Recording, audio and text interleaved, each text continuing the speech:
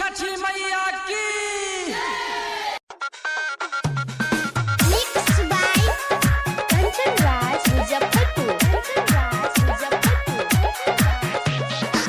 होते सबेरे सैया जय हा बजरिया, जय हा बजरिया सैया, जय हा बजरिया।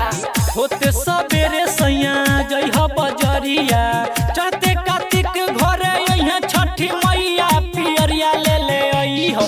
आरा से सैया पियरिया ले ले आई हो, छपरा से सैया पियरिया ले ले आई हो। पियरिया ले ले आई हो, पियरिया ले ले आई हो, पियरिया ले ले आई हो। छपरा से सैया पियरिया ले ले आई हो, सिसवा से सैया पियरिया ले ले आई हो।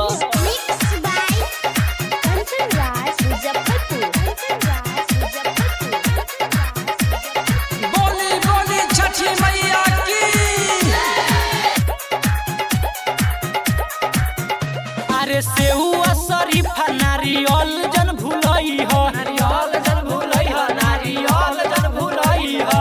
दुमनी के घरावा से दौरा ले आई हो, दौरा ले आई हो, दौरा ले आई हो। अरे कोहरू से लई हो तू ढकनिया दियरिया पियरिया ले ले आई हो।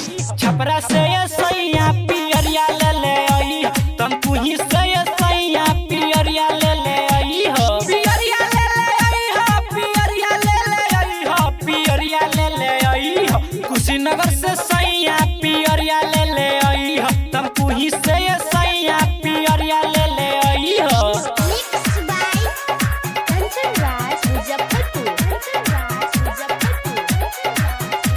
अरे छठी माई से लागल बाटे सबके पीरितिया, सबके पीरितिया हो, सबके पीरितिया। ध्यानी धुरेंद्र लिखो तारे साचे गीतिया, लिखो तारे गीतिया हो, लिखो तारे गीतिया। अरे झूमी झूमी गई है सतेंद्र संवरिया पियरिया ले ले आई हो।